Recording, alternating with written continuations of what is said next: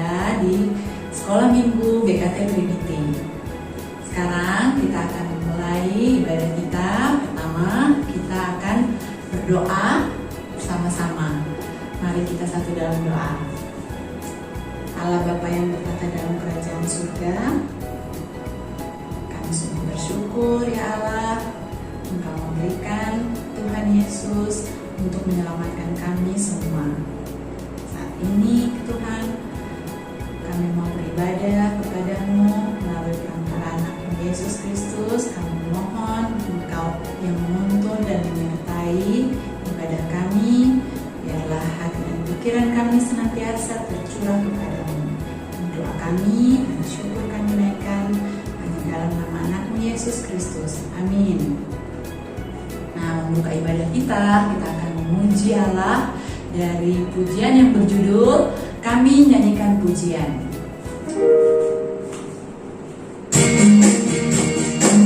Semangat ya.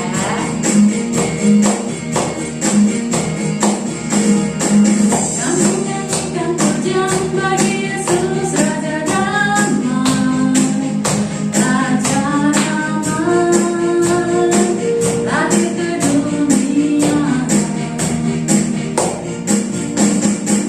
Kami nyanyikan pujian bagi Yesus Juru Selamat, Juru Selamat, lahir ke dunia. Oh, betapa senangnya bersama bernyanyi memuji Raja Damai. Oh, betapa senangnya bersama bernyanyi memuji Juru Selamat dunia.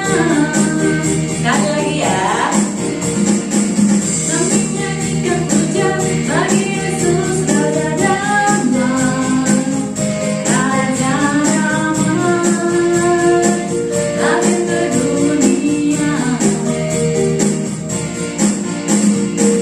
Kami nyanyikan pujian bagi Yesus Juru Selamat, Juru Selamat, lahir ke dunia. Oh, betapa senangnya bersama bernyanyi memuji Raja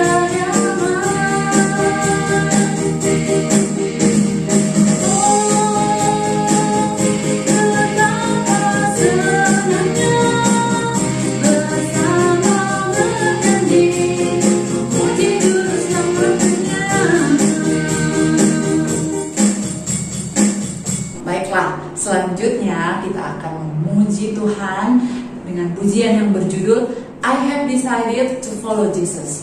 Mengikuti Yesus, keputusanku. Jadi kita ke gereja beribadah kepada Tuhan itu karena kita sendiri yang mau mengikuti Tuhan Yesus. Amin. Baiklah, sama-sama ya, masih semangat ya nyanyinya. Kita memuji Tuhan dengan pujian yang berjudul I have decided to follow Jesus.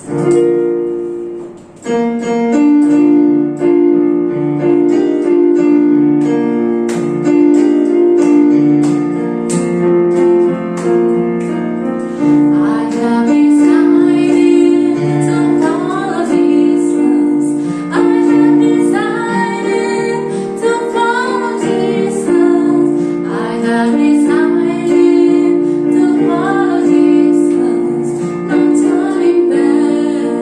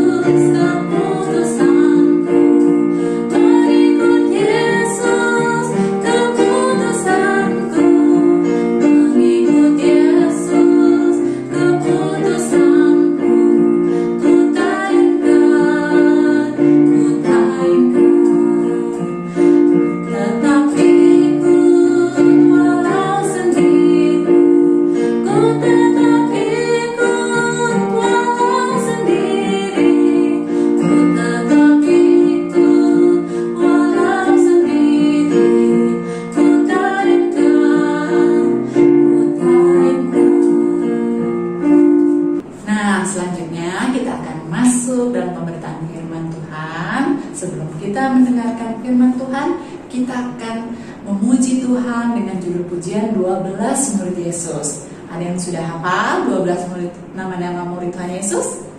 Kalau belum, lewat pujian ini kita akan bersama-sama menghafal 12 nama murid Tuhan Yesus.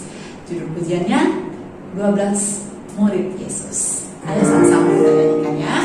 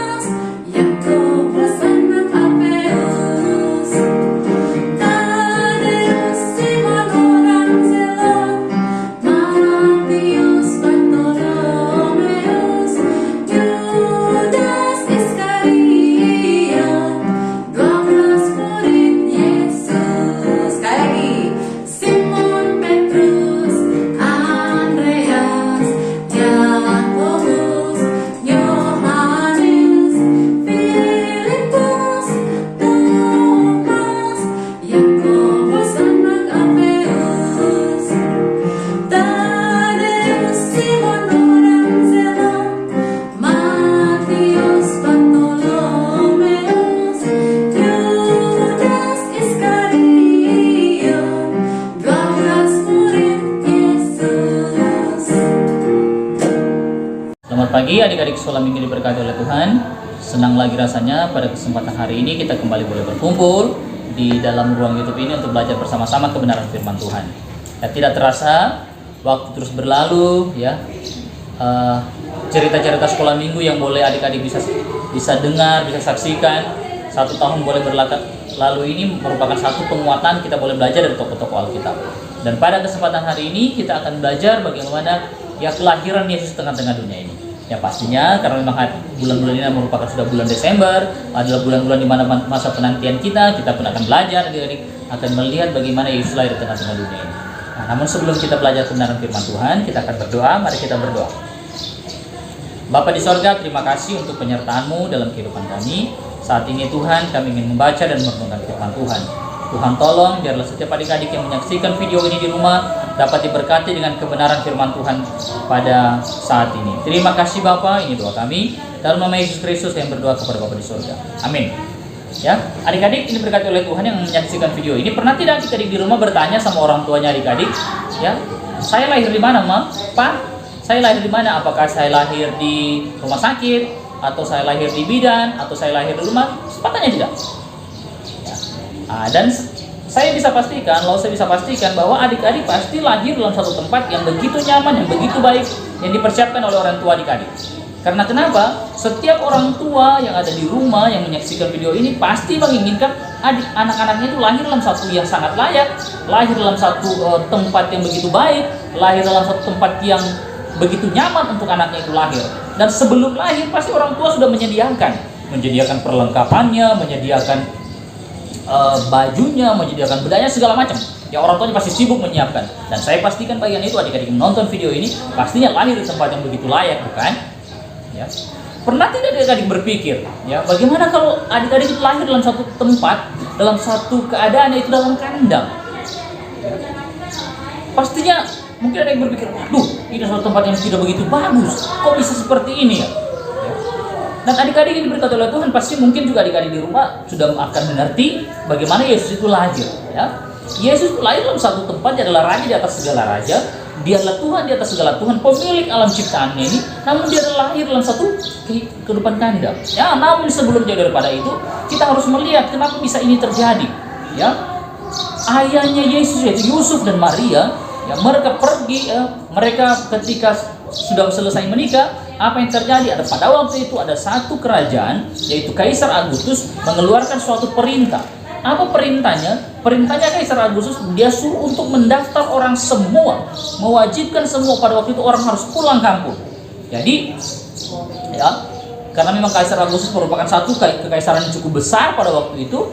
Jadi dia mau bahwa semua orang yang ada di dunia ini, semua orang pada waktu itu yang dibawa ke kekaisarannya harus pulang untuk didata. Dia harus cari tahu mana rakyatnya. Bagaimana caranya? Harus pulang kembali ke daerah masing-masing. Akhirnya Yusuf dan juga Maria harus pulang. Harus pulang kemana? Harus pulang ke Bethlehem. Kenapa? Karena Yusuf ini berasal dari Bethlehem. Ya, dia ajaklah Maria, dia ajaklah di tengah-tengah Maria dalam kondisi yang begitu hamil untuk pulang untuk mengikuti sensus. Karena kenapa? Ini Kaisar sudah perintah, tidak boleh tolak. Nah, dan bayangkan di tengah perjalanan untuk kembali ke Bethlehem, ini kan kondisi Maria pada waktu itu sudah mengandung. Ya pastinya perjalanan mereka lambat. Ya, jalan kaki dalam menempuh perjalanan cukup jauh, melelahkan, berhari-hari, bahkan mungkin berminggu-minggu di tengah kondisi Maria yang sementara hamil. Saya bisa pastikan mungkin saja pada waktu itu mungkin ya, kalaupun akhirnya mereka naik menumpangi sesuatu, mungkin hanya ada unta ataupun keledai, karena transportasi pada waktu itu baru itu. Ya kalaupun ada uang Yusuf pada waktu itu untuk bisa menyewa atau mereka memelihara pada waktu itu. Tapi kalau tidak, ya, kemungkinan yang paling terbesar adalah mereka pasti jalan kaki. Ya. Dan bayangkan di tengah-tengah perjalanan cukup panjang, menguras emosi, menguras tenaga, ya mereka pasti tidak seperti orang-orang lain yang pulang kampung. Ya, mereka pasti berdua akan berjalan dengan pelan karena melihat kondisi Maria pada waktu itu. Ya, akhirnya dengan perjalanan cukup panjang, akhirnya mereka sampai di Bethlehem.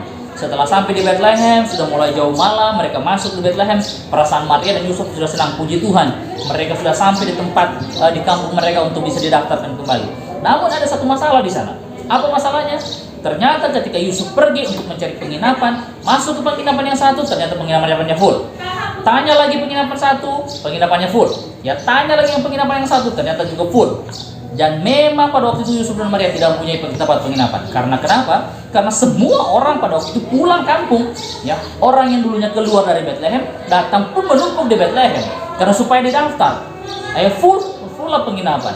Ya, tidak punya penginapan lagi bagi mereka. Dan akhirnya di satu tempat penginapan terakhir, Yusuf mengetuk, tolong, tok, selamat malam, buka pintunya. Dan orang tua, aduh, penginapannya sudah full, mohon maaf. Ya, Yusuf bilang, tidak ada lagi tempat untuk menginap. Istri saya ini sudah sebentar lagi sudah mau melahirkan. Ya, dan memang pemilik penginapan akhirnya tergerak hatinya. Pemilik penginapan mengatakan bahwa penginapan di sini semua sudah full. Kalau mau ada di belakang sana, tapi apa dia kandang?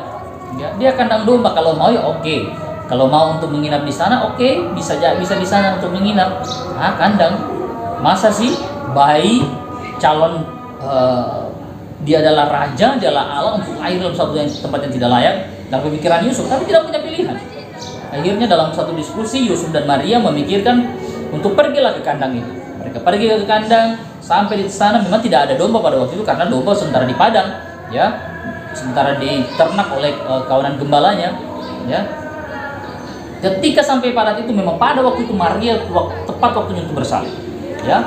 Dan memang ada satu tempat palungan di situ, palungan untuk melahirkan kambing domba. Itulah tempat Yesus lahir untuk dibaringkan pertama ketika setelah selesai melahirkan. Ya, tidak ada bidan, tidak ada orang lain menolong, atau hanya mereka berdua yang bisa menolong persalinan itu sendiri. Dan dengan susah payah Maria harus melahirkan dan melahirkan Yesus dalam tengah-tengah dunia ini dalam satu kondisi yang tidak baik. Ya, mereka harus kembali ke Bethlehem, lahir di kandang domba di tempat yang lain. Kenapa itu semua? Karena supaya tergenapilah apa yang telah dimuatkan dalam perjanjian lama. Dialah Allah itu sendiri yang datang ke dalam dunia ini untuk menebus dosa manusia. Dia lahir dalam suatu tempat yang tidak baik. Ya, dia harus kembali ke Bethlehem. Ya, karena memang begitulah janji Allah untuk menggenapi bangsa ini, untuk menyelamatkan seluruh umat manusia yang dari dosa. Jadi adik-adik sekolah mungkin diberkati oleh Tuhan. Ya, kalau Yesus saja Allah itu sendiri yang siap mau datang ke dalam dunia ini, siap mau lahir di tengah-tengah dunia ini dalam suatu kondisi yang tidak layak, apa yang harus kita sombongkan? Ya, harusnya kita bisa mengerti, harusnya kita bisa memahami bersama adik-adik bahwa kehidupan kita di dalam menjalani segala aktivitas dan tuntutan apapun itu, harusnya kita bisa melihat dari sudut pandang Allah. Ya, bahwa segala rancangan Allah yang terjadi pasti akan terjadi dalam kehidupan kita, itu pun baik. Ya. Yesus datang ke dalam dunia ini, ya, di tengah-tengah satu keberdosaan manusia, Dia lahir dalam satu kandang yang hina, harus menempuh perjalanan yang begitu panjang oleh Maria, tempat yang tidak begitu layak, padahal dia adalah seorang raja di atas segala raja yang harusnya memperoleh tempat yang begitu baik. Namun tidak terjadi itu semua. Karena kenapa? Karena kasihnya kepada manusia. Ya. Jadi adik-adik sekolah minggu berkati oleh Tuhan, di sini kita belajar bagaimana merendahkan hati kita, mementingkan kepentingan orang lain lebih penting daripada kita sendiri, supaya apa? Supaya kita bisa melihat bagaimana kerancangan dan karya Allah terjadi dalam kehidupan kita. Ya, biarlah adik-adik sekolah minggu ini diberkati oleh Tuhan, mempersiapkan diri untuk masuk dalam saat ini kita masuk minggu Advent, dan nantinya ketika masuk dalam perayaan Natal kita bukan berpesta pora. Adik-adik mungkin senang nanti dapat baju baru, tapi bagaimana nanti adik-adik bisa merendahkan diri, bisa merenungkan kisah Natal ini, bisa semakin mengerti bahwa Yesus datang dalam dunia ini dalam bentuk kesederhanaan, dalam bentuk kerendahan diri, dalam bentuk kerendahan hati, supaya apa? Supaya kasih kepada orang lain lebih utama daripada diri sendiri. Nah, biarlah dengan momen Natal ini adik-adik sekolah minggu diberkati oleh Tuhan untuk melihat kepentingan orang lain itu jauh lebih penting daripada hidup kita sendiri. Amin. Mari kita berdoa. Bapa di sorga, terima kasih untuk pemberitaan firman-Mu yang kami boleh renungkan pada saat ini. Biarlah ya Bapa, kebenaran firman Tuhan pada saat ini membuat kami semakin teguh, membuat kami semakin yakin bahwa kedatangan Yesus dalam dunia ini merupakan kendali dan pertolongan Tuhan. Terima kasih Bapa, ini doa kami dalam nama Yesus Kristus yang berdoa kepada Bapa di sorga. Amin.